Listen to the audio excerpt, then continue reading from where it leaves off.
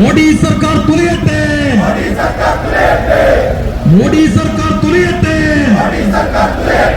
പൗരത്വം അറബിക്കടലിൽ. RSS കേട്ടോളൂ, RSS കേട്ടോളൂ. പൗരത്വ ബില്ല് അറബിക്കടലിൽ.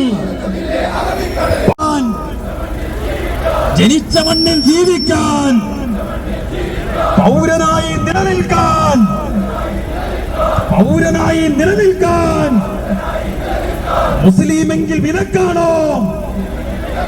മുസ്ലിമെങ്കിൽ വിലക്കാണോ? RSSന് വിലക്കുണ്ടോ?